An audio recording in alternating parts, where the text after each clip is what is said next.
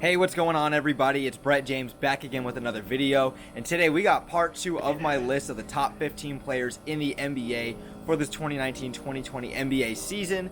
Like I said in the last video, guys like Steph Curry and Kevin Durant are not excluded off of my list just due to injury, but I'm not gonna lie, this players 10 through 6 was a lot harder of a list for me to make than it was my 1 through 5. My 1 through 5, I could kind of go down and list it easily, no hesitation, but this 10 through 6, I had to go through and sit for about 20 minutes before I made up with my final decision. But let's stop wasting time, y'all, and let's hop right into the video. Coming in at number 10, I got Nikola Jokic, the Joker, for the Denver Nuggets. Nikola Jokic, in my eyes, I put ahead of Joel Embiid because of his consistency and his abilities all around, and his inability to not get injured, and the fact that he has proven a lot in really his short amount of time as being a dominant center in this NBA league.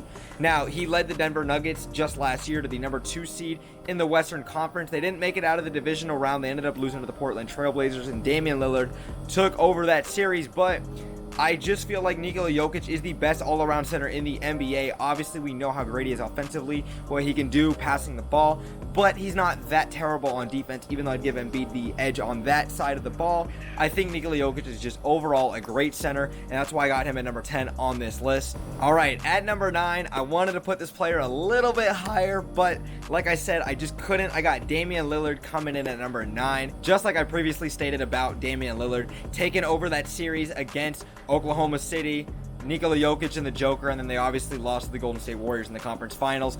Damian Lillard, primetime, is one of the best players in the NBA. I feel like he is better than Russell Westbrook. That is why I put him ahead of Russell Westbrook on this list. He clearly dominated that series, but I think just even in general, Dame, year in and year out, has done more to prove himself than Russell Westbrook in these last few years. I don't want to hear about the triple-doubles. I think Damian Lillard is a fine and fantastic player. A better player you can go and win a championship with, even though he has yet to do that, than Russell Westbrook. Dame time, I wanted to put him on this list above other guys, but I just couldn't. I think that he's going to stay in Portland the rest of his career, and I think that's the wise choice at this time. At number 8, I'm probably going to get a lot of hate for this one. I got James Harden. James Harden could easily be top 5 on my list. He could honestly be top 3, maybe top 4. But defense matters, and also what you do in clutch time matter. I'm not going to sit here and act like James Harden has not dominated the regular season in the last 5 years, because every year is it going to be James Harden or is it going to be LeBron? Is it going to be James Harden or is it going to be Russell Westbrook? James Harden or Steph Curry? James Harden or Kevin Durant? Every year, James Harden is in the MVP conversation. And obviously, James Harden did not win MVP in the 2018-19 season. Giannis rightfully deserved that award, and he got it. James Harden back in the MVP conversation again. The Rockets are a top 4 seed in the West, but Giannis is going to win it again because Giannis is having the best season since Wilt Chamberlain, and Giannis is dominating the league as a whole with the best record in basketball. James Harden does not need to be the MVP, but that's why I got him at number 8 on my list. At number 7, I've got Luka Doncic. Now look, Luka could be a top 10 player like I have him, and he could honestly be a little bit lower on this list, but I've got to give Luka the edge over guys like Dame, Harden, Jokic, Russ, and a handful of other guys I have said, because he's only 20 years old, he's in his second year in the league, and it is blatantly obvious that this guy is still not getting the respect that he deserves even from some of his peers. We know that Luka Doncic is a beast. He's damn near averaging a triple-double, and he's, like I said, in his second year in the league. But the Dallas Mavericks were not supposed to be really a playoff contending team, and look at him. Look at where he's led them. They don't even have a healthy Porzingis. They don't really have any other great players around him. Seth Curry, whatever.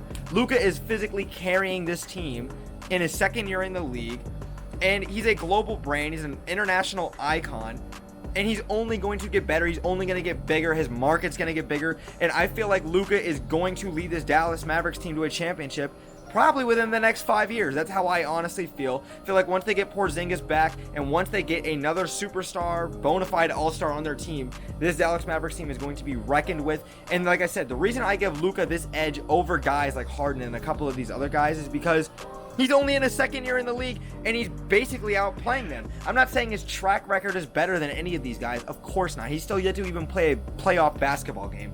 But with the way it's looking like, he's going to be dominating the league for the next 15 years at a Steve Nash level, but better, and he's still just a kid. At number 6, I've got Anthony Davis of the Los Angeles Lakers. Now, I religiously say Anthony Davis is a top 5 player, which rightfully so. Anthony Davis is a top 5 player, even though I'm giving him number 6. Now, look, I'm only giving him number 6 because the top 5 players I did have, which will be in the next video, I feel like have more success as a whole than Anthony Davis. Anthony Davis has a top 5 talent. He has top 3 talent in this world. We know this guy's a walking 28-12 and 2 blocks whenever he feels like it, but he is still yet to prove it in the playoffs. We know he was probably going to go make a championship run with LeBron this year, even though I'd have them making it out of the Western Conference Finals. Barely even making it to the Western Conference Finals in my eyes. But Anthony Davis, even with his days in New Orleans, doesn't have a great track record in the playoffs, either not making the playoffs, getting knocked out of the playoffs. He didn't even make the conference finals. We know he's a great talent. We know what he can do. But has he proven it yet? Not yet. I know he was going to be great with LeBron, and I know that was going to be the case. But until he proves it, I can't put Anthony Davis in my top 5 just yet.